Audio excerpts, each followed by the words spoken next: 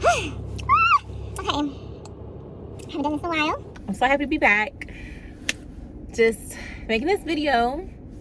But hi everyone, my name is Dr. Ruby Boykin and I am a certified pediatric occupational therapist, and I just wanted to make this video because I felt like it wasn't enough videos like this, especially for those who are on their OT journey, trying to pass the NBCOT. And I just want to, now that I am over the hill, just say what that journey looked like and things that helped me out. So this video is for those who have taken the NBCOT, not just once, but twice or multiple times, and you just need some guidance, you need some encouragement, and you just need to see one other person out there that's talking about that you can do it. So if that's what you're looking for, this video is for you. So again, hi, my name is Dr. Ruby, and I am a pediatric occupational therapist. And by the time you're seeing this video, I have already secured my first job. And so my journey when it has come to the NBCOT is a very roller coastery type of experience.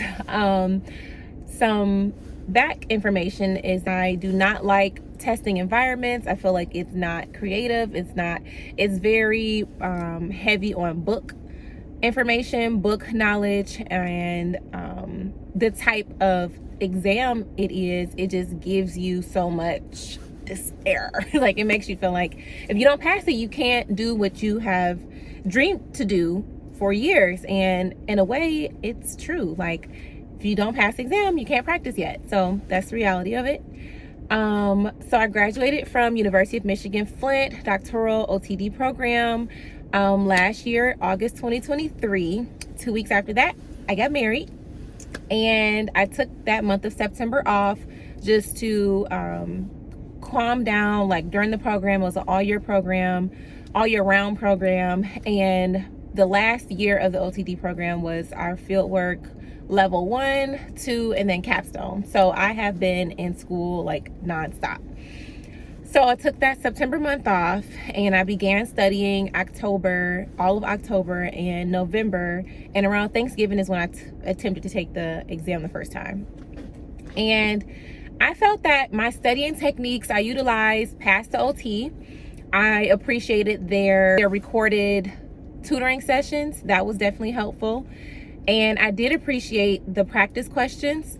However, with me having test anxiety, whenever I was prompted to start those test questions, my focus was off. I used to kind of think, not like break the question down. I didn't know how to break the question down. So that was my issue.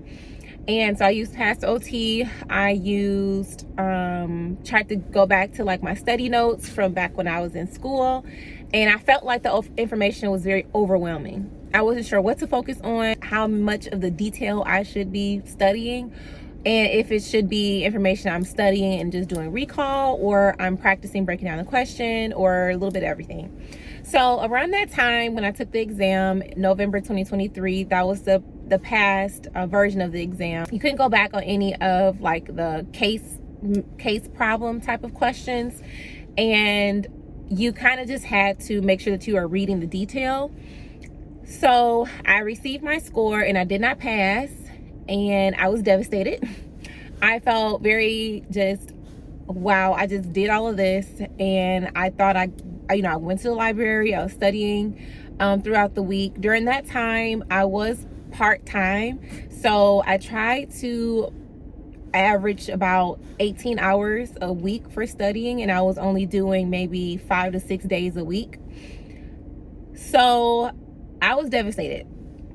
I took a month off to just get my head back in the game, to reassess some things I could do differently, and I prompted for my exam, the second attempt for my exam to be taken in March. All of December I took a break. Then I started studying from January to early March, because in my mind it's like, okay, well, maybe I need to study longer, and that was the issue. No. So I did not pass that second attempt, and the second attempt I utilized some of past OT. Then by this time, one of my classmates and friends, Trey, thank you so much, Trey gave me all of his study material, the AOTA printouts, and his flashcards and a therapy ed book.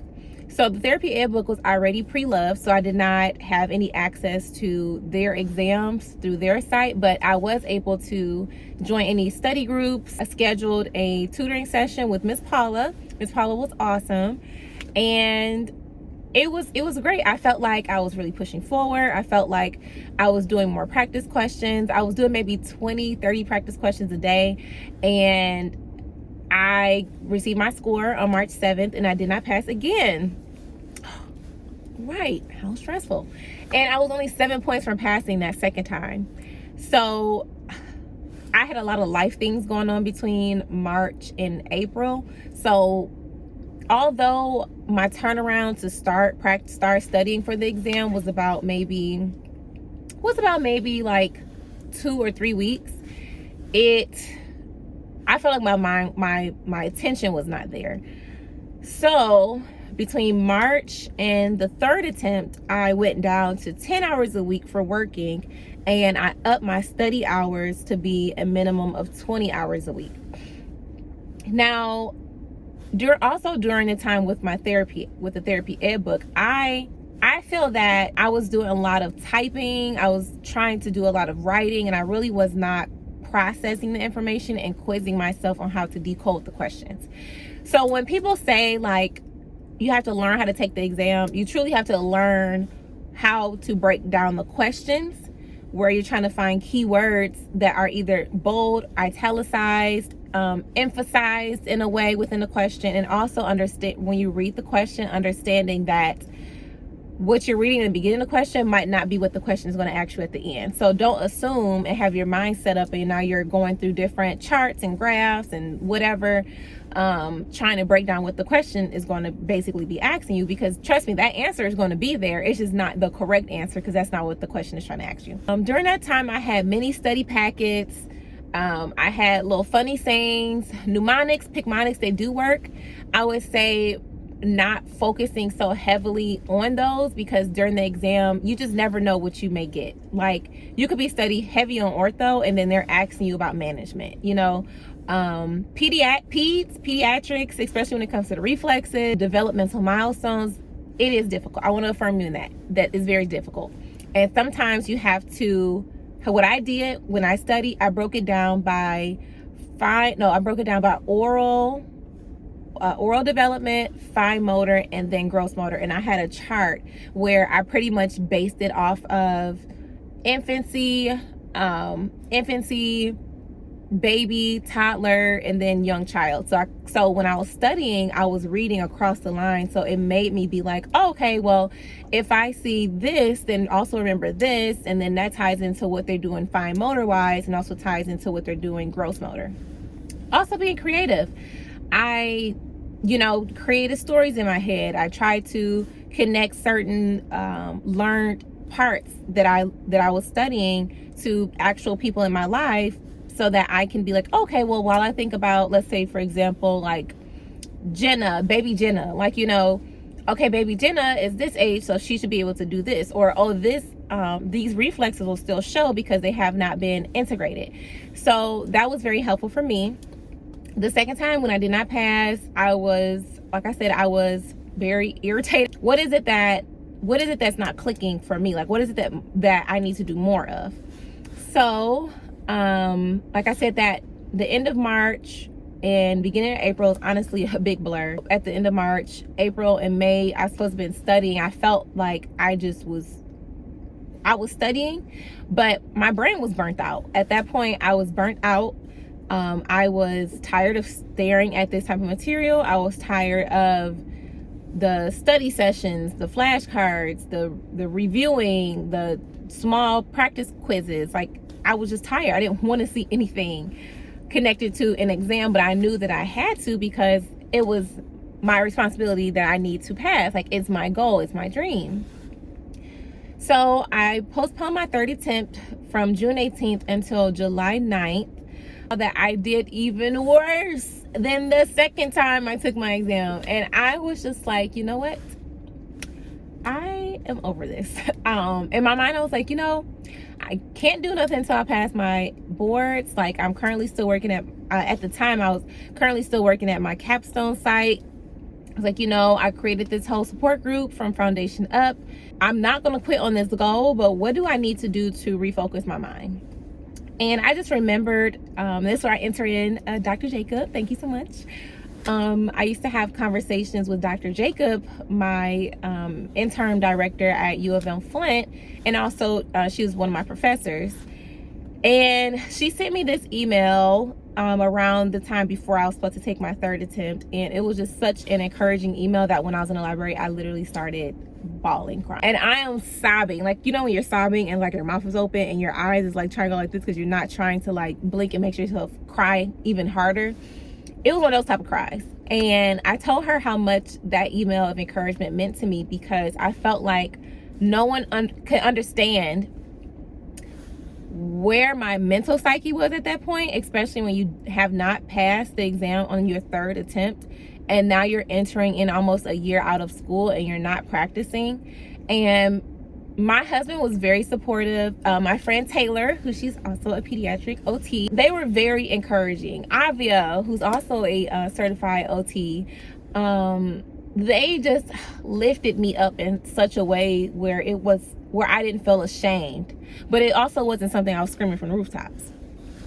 So Dr. Jacob told me throughout our conversation, and we also had like a Zoom call to really just kind of try to piece together an action plan. And I was telling her, like, you know, I went down 10 hours a week to try to study, and, you know, I was reviewing all my packets and blah, blah, blah, blah, blah. And she was like, well, Ruby, like, a system that some current students are using is called TrueLearn. And they've really been raving about it. They've been saying how helpful it has been. And I did also use NBCOT's practice materials. I just felt like I didn't do a lot of the assessment exams because it wasn't the fact of me trying to have good timing while taking the exams, well, with the questions. It was more so me understanding why the question I selected was incorrect and why the other question that was correct is where I should try to steer my mindset towards of thinking. So she was telling me about TrueLearn. I looked up on the system. I saw how much it was.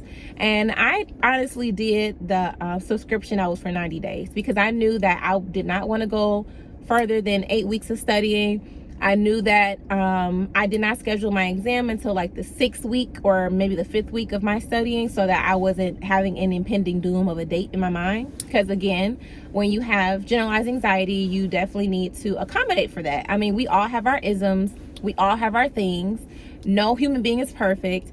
And this is what makes us unique. So with me knowing that puzzle piece about me and my life, I said, you know, I'm going to make sure that I am taking care of myself as well. That's another huge thing, taking care of yourself. I'll speak a little bit more about that later. So I looked on TrueLearn. I purchased a 90-day subscription. I did purchase the Picmonic edition subscription. I think it was like $40. And after I was talking to one of my NEOs, Kiara, she's a certified doctorate of physical therapy. So thank you, Kiara. And she told me with her experience with TrueLearn, you know, you should really try to crank out more than 30 questions a day. Because I was telling her, yeah, I'm taking 30 questions a day, you know, like I'm thinking I'm doing it. She's like at some point I was doing 100 questions a day.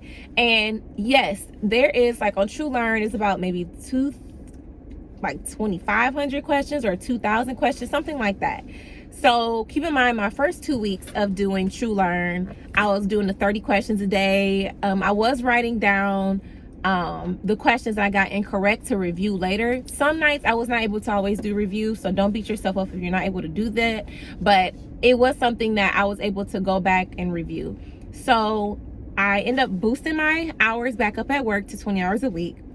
I made sure that I realized that my best study habits are in the evening and not early in the morning, because Ruby is not a morning girl anymore to be studying and trying to have focus. I did go back to making sure that I did at least at least 3 hours a day, 4 hours max. And if you have to break that up, okay. But if you're going to break it up, at least make sure that your first half is 2 hours or 2.5 hours. So if you're not able to make that last half to make it to 3 hours or 4 hours, you still studied a good amount. So I bumped my questions up to be 60 questions at least. So I did 60 questions a day. And then on Fridays, I didn't have to work. So the first half I did 60 questions, and then the second half I did another 60 questions. So in a way, I was doing 120 questions any day that I didn't have to work. So that was Friday, Saturday, and then I end up doing Sunday as well, because in my mind it's like, okay, yes, I'm going to relax, but however, I also want to make sure that I'm getting these questions in, because honey wants to pass his exam. The greatest advice I would definitely say is take 2 weeks off before your exam if you can. I was fortunate enough to take off 2 weeks before my exam. I took off actually 2 weeks and 3 days probably. So I took off 2 weeks and 3 days, and during those 2 weeks, and like I said, I used to do like six days a week. I did 7 days a week. I mirrored my schedule. I wrote out what I want to focus on, and my focuses were based on how I scored in my domains. So yes, I did take an initial assessment, which I knew where my domains fell, but I also looked at my first, second, and third attempt and saw that it was consistent in the fact that my domain 2 and domain 3 I need to strengthen. So if I knew that I need to focus on assessments, interventions, and things of that sort, those were the questions that I really tried to hammer. And it was hard. It was, because a lot of the questions is like, how they're formatted is it'd be like, how did you get this answer? So I focused on those questions primarily while I was doing the True Learn. I did also integrate domain 1 and domain 4 so I can give my brain a break at days. But I just found a good balance. And I think one day I just said mental rest day, because I just wasn't able to focus. I was exhausted. My focus was off. My eyes were crossing. My thoughts were engaged. So I just knew that that's when I needed to give myself a break. Out of Pass the OT, Therapy Ed, NBCOT, and True Learn, I would say for me as a person who needed more exposure to the questions and to have a detailed breakdown as to why my answer I selected was incorrect, I would definitely say True Learn. True Learn, and paired with the packets that I had, was helpful. That I created from Therapy Ed was helpful. So I would say prepare yourself before you start studying. So if you're able to create those packets before you actually go into study mode, that would be helpful, and it won't consume so much of your study time with just typing or a lot of writing. Typing versus writing, I would definitely say I'm happy that I chose to write out those questions that I had incorrect, reasoning behind certain things, rather if it was like just like little small safety things that I wanted to put on the side. That was definitely beneficial as well, because I think there is some type of scientific backing of when you're writing and then when you're reading your own handwriting compared to when you're reading something that's typed and not in your own words. So yes. And what else I'm going to share? Okay, back to self-care. Self-care is important. You're not able to go to sleep late, get up in the morning, study, not eat, study. It doesn't work like that. So every morning I set my alarm for 7:45, regardless if I got up for work or whatever. So my sleep routine was intact. That's very important. I made sure that I ate breakfast and dinner at least. If I had lunch, that was awesome. And I increased my intake with water. So I did sometimes use like the VA energy drinks, but I definitely made sure that I was drinking my cucumber water and going to the library and finding a different space that when I needed to have a mental break, and if I wanted to crochet or something that does not involve a screen for your break, I was able to look out the window. It was very calm and peaceful, warm and cozy, but still kind of gave like an environment where you could not be distracted by other people. And I would also say, it's like a mind, body, and soul type of thing. Body wise, if you can go out for walks, do some stretches, wake your body up before you put yourself in a situation where you're sitting for 2-3 hours at a time. Mind, think positive. Think about the confetti. That was my largest thing. I just need to see the confetti. So I looked on Google and I said, what does your interface look like when you pass? And I just remember seeing people score and it said congratulations and it had confetti. So in my mind, I'm like, I am here for the confetti. Let me just wait and see the confetti. So that was my mind. And so I just, rather if you are a spiritual person or not a spiritual person, I believe that as human beings, we have to believe in something. So my spirituality was believing that God would not put me in a situation where I am designed to fail. He has opened up many doors for me that I know that if it wasn't for my faith and my works, that he would not have opened up for me. And you have to believe that you can do this. It's doable. This is a passable exam. I'm also made sure that my therapist, I consulted with her. I was able to talk to someone who was not my family or was not my friends and was going to give me like solid encouragement, solid affirmations and things of that sort. My fourth attempt, I scheduled for, when was it? October 18th, I believe. So that night before, it's actually crazy because the night before I had a crazy dream where it was about spiders or something like that. And I woke up and I remember my husband just telling me like, calm down, like everything's gonna be fine. And I just remember doing that and I remember praying. And the next morning I woke up, I got my little VA energy drink. My other past exams, I was like, okay, let me just listen to gospel music. I was listening to all types of music, heading to the exam place. I sat out in my car, I ate some bacon or whatever little breakfast I wanted to have. I didn't eat all my breakfast because I didn't want to be like having the itis while I was taking the exam. And I told myself like, Ruby, this is only 180 questions. You got this. And what I loved about the True Learn system is that my brain naturally handled 120 questions without a break. Now, the third time I took the exam, I did do a break after each 60 questions, and I did still have 20 minutes to spare compared to my first time where I basically timed out on the last question. So I will definitely also add that the True Learn system helps you to time your questions, and the goal is to have your questions to be at least 1 minute per question. And once I got to 120, I was like, okay, well, let me just go take a break. Let me, stretch, get some water, use the restroom. So I did that. And then by the time when I came back, I only had 60 questions to do. So guess what? My systems have been rebooted. I am focused. I'm ready. And I am just, prepared for the last 60 questions. So I did flag some questions. By the end of the exam, I do remember my professor, Dr. Jacobs, saying she doesn't remember going back and changing any of those questions that she flagged. And this also goes back into the spirituality aspect where I prayed and I said, God, I'm here at the end of this exam. I need you. I believe in myself. I believe in my abilities. And I know that you have seen me do this work. And I have been working hard. So I need you to pull through it for me. And I said that I'm not going to double check any of these flag questions because I don't want to change anything because I'm panicking.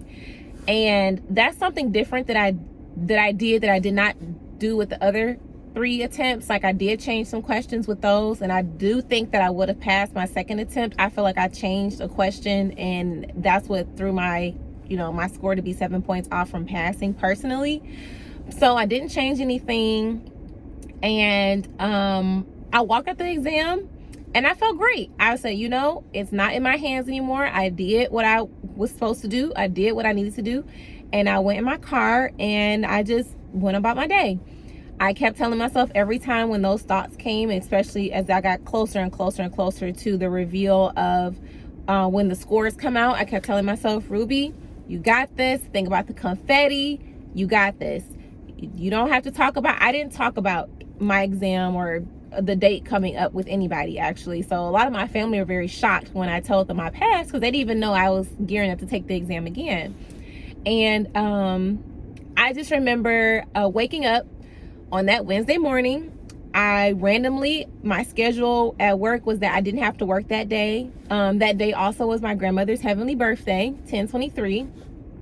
I literally woke up and I'm just flicking through Facebook videos. I'm telling myself, you know, I woke up around that morning around 6 a.m., didn't see an email.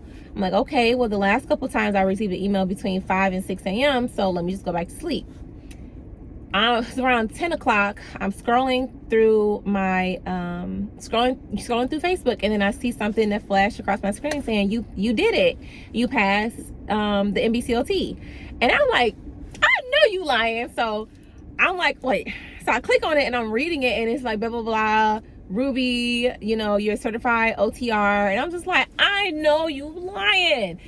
Then I picked up my laptop, because I put my laptop on the side of my bed in the event I wanted to look up to see pretty much if it was true, you know. So I got my laptop, logged in, and literally the portal is just basically like my license number and when it expires. And I'm just like, but where's the confetti? So where's this confetti? So I looked on Google, saw how to re-access your student portal, and boom, as soon as I went out to the student portal, I saw the confetti, I saw the congratulations, I saw my passing number, and I just bawled crying. I just started crying, and I was just so proud of myself. I say, you know, a large part of this exam is in your mind. You have to grow a strength in your mind to know that you can do this, to know that no matter how many attempts that you've made, it does not matter. You will still pass this exam. You just have to do things differently. Even with the True Learn system, by the time I finished about maybe 2,000 questions, and I did not reach my goal percentile, which was 73 or either 75 percentile, and the last couple, like, I love how it shows the last 100 questions, like where you rate percent wise. So out of the last 100 questions, I had 77%. To pass the exam, you need a 450. Basically, you just need a 70% to pass this exam. So when you put that in your mind as a theory, it's like, okay, I've passed exams in my program harder than this. I can do this. And it's just about knowing that, learning how you cope through this. I think that's the largest thing. And also learning how to break down the question, figure out what the question is asking, breathing, and taking your time. Breathe, you got this. Nothing else. Breathe, you got this. And well, I say to you, breathe, you got this. So if you do choose the True Learn system, I definitely give it 100 out of 10. And just know that don't fixate so much on like your performance number. Just make sure that you are processing why the question was either correct, and especially if you guess on a question, don't be like, oh, I know it. No, go and write that down and say, how did I know to break this down that this is a correct question, a correct answer? And if you have a question that was incorrect, making sure that you break it down so that you know how to apply the same model of thinking when you're in the exam and not necessarily word for word. So just know that you got this. I know how it is. I took the exam 4 times. I have no shame. Life after you graduate can be very difficult, especially when you start having things just moving in your life. And I believe everything happens for a reason. OT Miri, OT Dude, OT Rex were awesome as well when it came down to, for me, my struggles were ortho, because I just could not figure out when it came to these degrees and what type of it, like, you know, orthosis and everything. So just know that you got it. You have this, you have it. And if anybody understands you, know that I understand you, because I know how I feel. So I'm over the hill. You literally are right there at that last finish line. This is your dream. This is your goal. You got it. Focus on this exam. Anything else in your life that is coming at you, trying to bring negativity, not positive, exit it out, because it has no bearing on what God has in store for you. And you got this. And if you have any questions, please comment below. Also, my Instagram is @_RadiantRuby. I'm definitely more like active on there, clearly. But I just want to do this video because, you know, I know I'm not the only one. I know that there's still people out there trying, and it is a hard exam, but it's a passable exam. So yeah, so heading out, Dr. Ruby, occupational therapist, pediatric. I'm just so excited for what's to come. And yeah, so bye-bye.